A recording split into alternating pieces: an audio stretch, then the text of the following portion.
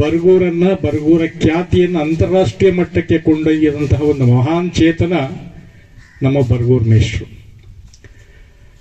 ಅವರು ಬರೆದಿರ್ತಕ್ಕಂಥ ಪ್ರತಿ ಗ್ರಂಥ ಏನಿದೆ, ಲೇಖನಗಳೇನಿದೆ, ತೆಗೆದಂತಹ ಸಿನಿಮಾಗಳೇನಿದೆ, ಇದ್ಯಾವುದೂ ಸಹ ದುಡ್ಡು ಮಾಡಬೇಕು ಅಂತ ಸಲುವಾಗಿ ತೆಗೆದಂಥ ಸಿನಿಮಾಗಳು ಅಲ್ಲ. ಬದಲಾಗಿ ಸಮಾಜದ ಓರೆಕೋರೆಗಳನ್ನ, ಅಂಕುಡೊಂಕುಗಳನ್ನ ತಿದ್ದಬೇಕು, ಸಮಾಜಕ್ಕೆ ಒಂದು ಒಳ್ಳೆ ಸಂದೇಶ ಹೋಗಬೇಕು, ಹಾಗೇನೆ ವೈಚಾರಿಕ ಮನೋಭಾವನೆಯನ್ನ ಮೂಡಿಸಬೇಕು, ವೈಜ್ಞಾನಿಕ ಮನೋಭಾವನೆಯನ್ನ ಮೂಡಿಸಬೇಕು, ಅಸ್ಪೃಶ್ಯತಾ ನಿವಾರಣೆಗೆ ಹೆಚ್ಚು ಒತ್ತು ಕೊಡಬೇಕು ಅಂತಕ್ಕಂಥ ಸಲುವಾಗಿ ಬರೆದಿರ್ತಕ್ಕಂಥ ಗ್ರಂಥಗಳು ಮತ್ತು ಸಿನಿಮಾಗಳೇ ಆಗಿರುತ್ತದೆ. ಇವರು ತೆಗೆದಂತಹ ಪ್ರತಿ ಸಿನಿಮಾ ಯಾವುದರಲ್ಲೂ ಸುಹ ಅವ್ರು ಹಾಕಿರ್ತಕ್ಕಂಥ ಬಂಡವಾಳ ಬಂದಿಲ್ಲ. ಆದರೆ ಅವ್ರು ತೆಗೆದಿರ್ತಕ್ಕಂಥ ಪ್ರತಿಯೊಂದು ಸಿನಿಮಾಗಳಿಗೆ ಅವಾರ್ಡ್ ಸಿಕ್ಕಿರ್ತಕ್ಕಂಥದ್ದು ಸತ್ಯ. ಹಾಗಾಗಿನೇ ಬರಗೂರವರು ಅಂತಾರಾಷ್ಟ್ರೀಯ ಮಟ್ಟಕ್ಕೆ ಬೆಳೆದಂತಹ ಒಂದು ಮಹಾನ್ ಸಾಹಿತಿ ಅಂತ ಹೇಳಿಬಿಟ್ಟು ತಪ್ಪಾಗಲಾರದು. ಒಬ್ಬ ಲೆಕ್ಚರರ್ ಆಗಿ, ಪ್ರಾಧ್ಯಾಪಕರಾಗಿ ಮತ್ತೆ ಹಿಂದೆ ನೋಡ್ಲಿಕ್ಕೆ ಸಾಧ್ಯ ಆಗಲ್ಲ, ಅಷ್ಟು ಹೆಮ್ಮರವಾಗಿ ಬೆಳೆದು ನಿಂತ್ಕೊಂಡ್ರು ಬರಗೂರರು. ಜೊತೆಗೆ ಇವತ್ತು ಬಂಡಾಯ ಸಾಹಿತ್ಯ, ಅದರ ಚಳುವಳಿಯ ನೇತಾರರು ಸಹ ಬರಗೂರವರು. ಬಂಡಾಯ ಸಾಹಿತ್ಯ ನಮ್ಮ ಕನ್ನಡ ನಾಡಲ್ಲಿ ಹುಟ್ಟುಕೊಂಡಿದ್ದೇ ತುಮಕೂರು ಜಿಲ್ಲೆಯಿಂದ, ಅದರಲ್ಲೂ ಶಿರಾ ತಾಲೂಕಿನಿಂದ. ಅದರಲ್ಲಿ ವಿಶೇಷವಾಗಿ ಬರಗೂರರ ನೇತೃತ್ವದಲ್ಲಿ ಆ ಚಳುವಳಿಯ ನೇತಾರರು ಸಹ ಬರಗೂರರೇ. ಇಲ್ಲಿ ಬಂಡಾಯ ಅಂತಂದ ತಕ್ಷಣ ಕೆಲವರು ಏನೋ ಒಂದು ರೀತಿ ನೋಡ್ತಾರೆ. ಬಂಡಾಯ ಅಂತಂದ್ರೆ ಇಲ್ಲಿ ವೈಚಾರಿಕ ನೆಲೆಗಟ್ಟಿನಲ್ಲಿ ಸಾಹಿತ್ಯವನ್ನು ಬರೆಯುವಂಥದ್ದು, ಸಹಬಾಳ್ವೆ, ಸೌಹಾರ್ದತೆ, ಸಹಕಾರ, ಸಮಾನತೆ, ಇವುಗಳನ್ನು ಮೈಗೂಡಿಸಿಕೊಳ್ತಕ್ಕಂಥ ಒಂದು ಏನು ಸಾಹಿತ್ಯ ಇದೆ, ಅದು ಬಂಡಾಯ ಸಾಹಿತ್ಯದ ಒಂದು ತಿರುಳು ಅಂತ ಹೇಳಿಬಿಟ್ಟು ನಾವು ಮೊದಲು ತಿಳ್ಕೋಬೇಕಾಗ್ತದೆ. ಜೊತೆಗೆ ಬೇರೆ ಸಾಹಿತಿಗಳಿಗೂ ನಮ್ಮ ಬರಗೂರು ಮೇಷ್ಟ್ರಿಗಿರ್ತಕ್ಕಂಥ ಒಂದು ವ್ಯತ್ಯಾಸ ಅಂತಂದ್ರೆ, ಮೂಲಭೂತವಾಗಿರ್ತಕ್ಕಂಥ ವ್ಯತ್ಯಾಸ ಅಂತಂದ್ರೆ, ಇತರೆ ಸಾಹಿತಿಗಳು ತಮ್ಮಷ್ಟಕ್ಕೆ ತಾವು ಬೆಳೆದು ಬಿಟ್ರು. ಆದರೆ ಬರಗೂರರು ಆಗಲ್ಲ, ತಮ್ಮ ಜೊತೆಗೆ ಅಸಂಖ್ಯಾತ ಶಿಷ್ಯ ಕೋಟಿಯನ್ನ ಬೆಳೆಸ್ಕೊಂಡು ಹೋಗ್ತಾರೆ. ಅದೊಂದು ವಿಶೇಷವಾದ ಗುಣ.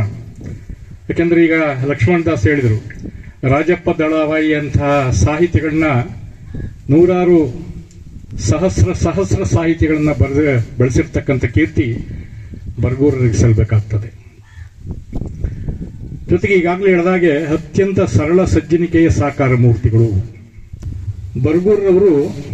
ಈ ತರ ವೈಚಾರಿಕ ನೆಲೆಗಟ್ಟಿನಲ್ಲಿ ಸಾಹಿತ್ಯವನ್ನ ಸಮೃದ್ಧಿಗೊಳಿಸಿರ್ತಕ್ಕಂಥ ಕೀರ್ತಿ ಬರಗೂರರಿಗೆ ಸಲ್ಲಬೇಕಾಗ್ತದೆ. ಹಾಗಾಗಿ ಬರಗೂರವರ ಹೆಸರು ಅಜರಾಮರವಾಗಿ ಉಳಿಬೇಕಾದ್ರೆ ಅವರ ಮೌಲ್ಯಗಳನ್ನ, ತತ್ವಗಳನ್ನ, ಆದರ್ಶಗಳನ್ನ ನಾವು ಕಿಂಚಿತ್ತಾದರೂ ಮೈಗೂಡಿಸಿಕೊಂಡ್ರೆ ಇವತ್ತೇನು ಅವರ ಜನ್ಮದಿನವನ್ನು ನಾವು ಆಚರಣೆ ಮಾಡ್ತಾ ಇದ್ದೇವೆ, ಅದು ಸಾರ್ಥಕ ಆಗ್ತದೆ ಅಂತಕ್ಕಂಥ ಒಂದು ಮಾತನ್ನು ಹೇಳ್ತಾ, ನಾನು ಕನ್ನಡ ಸಾಹಿತ್ಯ ಪರಿಷತ್ ಅಧ್ಯಕ್ಷನಾದ ಮೇಲೆ ಸಾಕಷ್ಟು ಬಾರಿ ಬರಗೂರವ್ರನ್ನ ಕರೆಸಿದ್ದೀನಿ, ಕವಿಗೋಷ್ಠಿ ಮಾಡಿಸಿದ್ದೀನಿ, ಸಾಹಿತ್ಯ ಶಿಬಿರಗಳನ್ನ ಮಾಡಿಸಿದ್ದೀನಿ. ಇನ್ನೂ ಹೆಚ್ಚು ಹೆಚ್ಚು ಕೆಲವು ಸಾಹಿತ್ಯ ಶಿಬಿರಗಳು, ಕವಿಗೋಷ್ಠಿಗಳು ಅವ್ರ ಹೆಸರಿನಲ್ಲಿ ನಡೀಬೇಕು ಅಂತ ಹೇಳಿಬಿಟ್ಟು ಈ ಸಂದರ್ಭದಲ್ಲಿ ಹೇಳ್ತಾ, ಜೊತೆಗೆ ಅವ್ರ ಹೆಸರು ಅಜರಾಮರವಾಗಿ ಉಳಿಬೇಕು, ಅವ್ರು 100 ಕಾಲ ಬಾಳಬೇಕು ಅಂತ ಹೇಳಿಬಿಟ್ಟು ಜನ್ಮದಿನದ ಶುಭಾಶಯಗಳನ್ನ ಹೇಳ್ತಾ ನನ್ನ ಮಾತಿಗೆ ಮಂಗಳವನ್ನು ಹಾಡ್ತಾ ಇದ್ದೇನೆ. ನಮಸ್ಕಾರ. ಬರಗೂರಿನ ಬಗ್ಗೆ ಅವರಿಗೆ ಎಷ್ಟು ಅದಮ್ಯವಾದ ಪ್ರೀತಿ ಅಂದ್ರೆ, ಅವರು ಎಲ್ಲೇ ಮಾತಿಗೆ ನಿಂತರೂ ಕೂಡ ತನ್ನ ಊರನ್ನ ಅಷ್ಟು ಪ್ರೀತಿಯಿಂದ ಸ್ಮರಿಸ್ಕೋತಾರೆ. ಅವರಿಗೆ ಬರಗೂರು, ತುಮಕೂರಿನ ಬಗ್ಗೆ ಅವರಿಗೆ ಇಷ್ಟವಾದಂತಹ ಊರು. ಜೊತೆಯಲ್ಲಿ ಬರಗೂರು ಅನ್ನುವ ಈ ಊರನ್ನ ಜಗತ್ವಿಖ್ಯಾತ ಮಾಡಿದಂತಹ ಒಬ್ಬ ವ್ಯಕ್ತಿ ಬರಗೂರು ರಾಮಚಂದ್ರಪ್ಪನವರು. ಬಹುಶಃ ಅವರನ್ನ ನಾವು ಹೇಳದೆ ಇದ್ರೆ ಇನ್ಯಾರನ್ನ ಹಾಕೊಳಕ್ಕಾಗತ್ತೆ? ಬಹುಶಃ ಅದು ನಮ್ಮ ಹೆಮ್ಮೆ, ಅದು ನಮ್ಮ ಅಸ್ಮಿತೆ, ನಮ್ಮ ಐಡೆಂಟಿಟಿ. ಪ್ರತಿಯೊಬ್ಬರ ಅಸ್ಮಿತೆ. ಅದರಲ್ಲೂ ಈ ವಿದ್ಯಾರ್ಥಿ ಸಮೂಹ ಏನಿದೆ, ಆ ವಿದ್ಯಾರ್ಥಿ ಸಮೂಹಕ್ಕೆ ಅದೊಂದು ಪ್ರೇರೇಪಿಸಬಲ್ಲ ಪ್ರಭಾವಿಸುವ ಒಂದು ವ್ಯಕ್ತಿತ್ವ ಕೂಡ ಹೌದು. ಬಹುಶಃ ಈ ಮಾತುಗಳೊಟ್ಟಿಗೆನೆ ನಾವು ಅವರ ವ್ಯಕ್ತಿತ್ವವನ್ನ, ಅವರ ಸಾಹಿತ್ಯವನ್ನ ನಿಮ್ಮ ಮುಂದೆ ಪ್ರಸ್ತುತ ಪಡಿಸೋದಕ್ಕೆ ಬಯಸ್ತೇನೆ. ಅವರ ವ್ಯಕ್ತಿತ್ವವನ್ನ ಮತ್ತು ಅವರ ಬರಹ, ಅವರ ಬದುಕು ಬರಹ ಎರಡೂ ಬೇರೆ ಅಲ್ಲ. ಹಾಗಾಗಿ ನಾನು ಒಟ್ಟೊಟ್ಟಿಗೆ ಮಾತಾಡ್ಕೊಂಡು ಹೋಗ್ತೀನಿ. ಯಾಕಂದ್ರೆ ಬದುಕಿದಂತೆ ಬರೆದವರು, ಬರದಂತೆ ಬದುಕಿದವರು ಬರಗೂರು, ಅಲ್ಲಿ ಏನ್ ವ್ಯತ್ಯಾಸ ಇಲ್ಲ. ಹಾಗಾಗಿ ಅದೆರಡನ್ನೂ ನಾನು ಒಟ್ಟಿಗೆ ಮಾತಾಡ್ತಾ, ಅದಕ್ಕೂ ಮುಂಚೆ ನಾನು ಅವರ ಊರ ಬಗೆಗಿನ ಪ್ರೀತಿ, ಅದು ಪ್ರೀತಿ ಅನ್ನೋದಕ್ಕಿಂತ ಆ ವ್ಯಕ್ತಿತ್ವವನ್ನ ರೂಪಿಸಿದ ಈ ಪರಿಸರವನ್ನ ಕುರಿತು ಮೊದಲಿಗೆ ಮಾತಾಡಬೇಕು ಅನ್ನುವಂಥದ್ದು ನನ್ನ ಆಸೆ ಕೂಡ. ಯಾಕಂದ್ರೆ ಇವತ್ತು ಈ ನೆಲದಲ್ಲಿ ನಿಂತಿದೆ, ಈ ನೆಲದಲ್ಲಿ ಅವರು ಹುಟ್ಟುಹಬ್ಬವನ್ನ ಆಚರಣೆ ಮಾಡ್ತಾ ಇರ್ತಕ್ಕಂಥದ್ದು. ಅವರು ಹೇಳ್ತಾರೆ, ಬಹುಶಃ ನನ್ನ ಒಳಗೆ ಈ ತರದ ಒಂದು ದೃಷ್ಟಿಕೋನ, ಅದವ್ರು ಹೇಳ್ತಾರೆ, ನನ್ಗೊಂದು ಕಣ್ಣು ಕೊಟ್ಟಿದ್ದು ಬರಗೂರು. ಕಣ್ಣು ಅಂತಂದ್ರೆ ಆ ಭೌತಿಕವಾಗಿರ್ತಕ್ಕಂಥದ್ದಲ್ಲ, ಅಂತದೊಂದು ದೃಷ್ಟಿಕೋನವನ್ನ ಕಟ್ಟಿಕೊಟ್ಟಿದ್ದು ನನ್ನ ಊರು. ಬಹುಶಃ ಬರಗೂರು ಇವತ್ತು ನಿಮ್ ಮುಂದೆ ಇದ್ದಾರೆ ಅಂತಂದ್ರೆ ಅದಕ್ಕೆ ಕಾರಣ ಈ ಊರು ಅನ್ನುವಂಥದ್ದು. ಅಂದ್ರೆ ಇಲ್ಲಿರ್ತಕ್ಕಂತಹ ಜಾಲಿ, ಇಲ್ಲಿರ್ತಕ್ಕಂತಹ ಕಾಗೆ ಅವರಿಗೆ ಒಂದು ವಿಶೇಷ ದೃಷ್ಟಿಯನ್ನ ಕಟ್ಟಿಕೊಡ್ತು ಅನ್ನೋದು. ಅದನ್ನ ಕೆ.ವಿ. ನಾರಾಯಣ್ ಅವರ ಕಾಗೆ ಕಾರುಣ್ಯದ ಕಣ್ಣು ಆತ್ಮಕಥೆ ಬಿಡುಗಡೆ ಸಮಾರಂಭದಲ್ಲಿ ಹೇಳ್ತಾರೆ. ಆ ಕಾಗೆ ಯಾಕೆ ಅವರು ಕಾಗೆ ಕಾರುಣ್ಯ ಅಂತ ಅದಕ್ಕೆ ಹೆಸರಿಟ್ರು ಅಂದ್ರೆ, ಕಾಗೆ ಅದೊಂದು ಅನಿಷ್ಟದ ಒಂದು ಪಕ್ಷಿಯಾಗಿ ನಾವು ನೋಡುವಂತಹ ಸಂದರ್ಭ. ಅದು ಬಹಳ ಬುದ್ಧಿವಂತ ಪಕ್ಷಿ ಕೂಡ ಹೌದು, ಅದಕ್ಕೆ ಕಾರುಣ್ಯ ಇದೆ, ಅದು ಹೌದು. ಆದ್ರೆ ಒಂದು ಬುದ್ಧಿವಂತಿಕೆ ಮತ್ತೆ ಕಾರುಣ್ಯ ಎರಡೂ ಒಟ್ಟಿಗೆ ಇರುವಂತದ್ದು ಬಹಳ ವಿಶೇಷ. ನಾವು ಬುದ್ಧಿವಂತರಾಗ್ತಾ ಹೋದ ಹಾಗೆಲ್ಲ ನಮಗೆ ಸ್ವಾರ್ಥ ಬಂದ್ಬಿಡತ್ತೆ, ನಾನು, ನಂದು, ನಮ್ಮವರು, ಈ ತರ ಬಂದ್ಬಿಡತ್ತೆ. ಆದ್ರೆ ಬುದ್ಧಿವಂತಿಕೆ ಮತ್ತೆ ಕಾರುಣ್ಯ ಎರಡೂ ಒಟ್ಟಿಗೆ ಇರುವಂತಹ ಒಂದಂತದ್ದು. ಜೊತೆಗೆ ಅದೊಂದು ಅಲಕ್ಷ್ಯಕ್ಕೆ ಒಳಗಾಗಿರ್ತಕ್ಕಂಥದ್ದು. ಇಷ್ಟೆಲ್ಲ ಮಹತ್ವ ಇದ್ರೂ ನಾವು ಅದನ್ನ ನೋಡುವಂತ ದೃಷ್ಟಿಕೋನ ಹಾಗೆ ಇದೆ. ಹಾಗೆ ಅಲಕ್ಷ್ಯಕ್ಕೆ ಒಳಗಾದ ಒಂದು ಕಾಗೆ, ಜಾಲಿ, ಬಹುಶಃ ಇದು ಬರಗೂರರ ಒಳಗನ್ನ ರೂಪಿಸ್ತಾ ಹೋಯಿತು ಅನ್ನುವಂಥದ್ದು.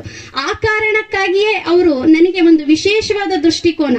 ಬಹುಶಃ ಇಡೀ ಬರಗೂರರ ಸಾಹಿತ್ಯವನ್ನ, ಅವರ ಸಿನಿಮಾಗಳನ್ನ, ಅವರ ಭಾಷಣಗಳನ್ನ ನಾವು ನೋಡ್ತಾ ಬಂದ್ರೆ ನಮಗಲ್ಲಿ ಕಾಣೋದು ಅಲಕ್ಷಿತರ ಪರವಾದ ಒಂದು ಮಿಡಿತ, ತುಡಿತ, ಅದೊಂದು ಸಂವೇದನೆ. ಅವರು ಅದೇ ಒಟ್ಟಾರೆ ಅವರ ಇಡೀ ಸಾಹಿತ್ಯದುದ್ದಕ್ಕೂ ಅರ್ದಿರ್ತಕ್ಕಂಥದ್ದು.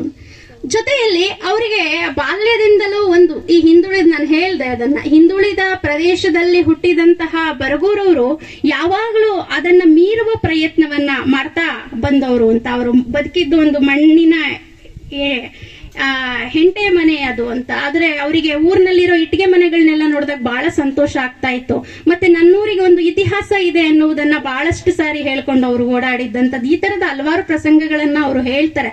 ಆ ಮೂಲಕ ಈ ಊರಿಗೊಂದು ಚರಿತ್ರೆಯನ್ನ ಕಟ್ಟಿಕೊಳ್ಳುವ ಮೂಲಕ ಮತ್ತು ತನಗೆ ಈ ಊರು ಆ ರೀತಿಯಲ್ಲಿ ಪ್ರೇರೇಪಿಸಿದ್ದನ್ನ ಅವರು ಬಹಳಷ್ಟು ಸಾರಿ ಸ್ಮರಿಸ್ತಾರೆ ಕೂಡ. ಇಲ್ಲಿ ಬರಗೂರು ಅವ್ರಿಗೆ ಈ ನೆಲೆಯಲ್ಲಿ ಈ ಊರನ್ನ, ಇಲ್ಲಿರ್ತಕ್ಕಂತಹ ಪರಿಸರವನ್ನ, ಯಾಕಂದ್ರೆ ಅವರು ಬೇರೆ ಬೇರೆ ಶಾಲೆಯಲ್ಲಿ ಓದುವಂತ ಸಂದರ್ಭದಲ್ಲಿ ಮೇಷ್ಟ್ರುಗಳು ಪಾಠ ಮಾಡ್ತಾ ಇದ್ದಂತಹ ಸಂದರ್ಭದಲ್ಲಿ ಅವ್ರು ಹೇಳ್ತಾರೆ, ಅಲ್ಲಿ ಬರ್ತಕ್ಕಂತಹ ಪ್ರಕೃತಿ ವರ್ಣನೆ ಅದು ನನ್ನೂರಲ್ಲಿಲ್ಲ. ಅದೆಲ್ಲ ಕೊರತೆಗಳ ಒಳಗೆ ಇರೋದಿದೆ. ಬಹುಶಃ ನನ್ನೂರು ನನ್ನ ಸಂವೇದನೆ ಅಷ್ಟೇ. ನನ್ನೂರನ್ನೇ ನಾನು ಸ್ವೀಕರಿಸ್ಕೋಬೇಕು, ನಾನು ಇದನ್ನೇ ನನ್ನ ಒಳಗಡೆ ಇಟ್ಕೊಂಡು ಬೆಳಿಬೇಕು, ಇಲ್ಲೇ ನಾನು ಬೆಳಿಬೇಕು, ಬದುಕಬೇಕು, ಇದು ಸತ್ಯ. ಆ ಸತ್ಯವನ್ನ ಅವರು ಅರಗಿಸಿಕೊಂಡೇ ಬದುಕನ್ನ ಬದುಕಿದವರು ಅನ್ನುವಂಥದ್ದು. ಅವರು ಹಾಗೆ ತಮ್ಮ ವ್ಯಕ್ತಿತ್ವವನ್ನ ರೂಪಿಸ್ಕೊಳ್ತಾ ಹೋದವರು. ಅಂದ್ರೆ ಆರಂಭದಲ್ಲಿಯೇ ಅವರು ಬಹಳಷ್ಟು ಹೆಸರನ್ನ ಮಾಡದಂತವ್ರು. ಮತ್ತಂತದೊಂದು ತುಡಿತ ಅವರೊಳಗಡೆ ಇತ್ತು. ತಾನೇನನ್ನೋ ಸಾಧಿಸ್ಬೇಕು, ತಾನು ಈ ಸಮಾಜವನ್ನ ಬದಲಾಯಿಸಬೇಕು, ಈ ಸಮಾಜವನ್ನ ತಿದ್ದಬೇಕು ಅನ್ನುವಂತಹ ತುಡಿತ ಅವರ ವ್ಯಕ್ತಿತ್ವದ ಒಳಗಡೆ ಇದ್ದಂಥದ್ದನ್ನ ನಾವು ನೋಡಬಹುದು ಅಂತ. ಅಲ್ಲಿಂದ ಮುಂದೆ ಅವರು ಬೆಂಗಳೂರಿನಲ್ಲಿ ಹೋಗ್ತಾರೆ, ಅಲ್ಲಿ ಅಧ್ಯಾಪಕರಾಗ್ತಾರೆ. ಅದಕ್ಕಿಂತ ಮುಖ್ಯವಾಗಿ ನಮಗೆ ಅವರು ಬಂಡಾಯ ಸಂಘಟನೆಯ ಒಂದು ರೂವಾರಿ ಆಗ್ತಾರೆ. ಈ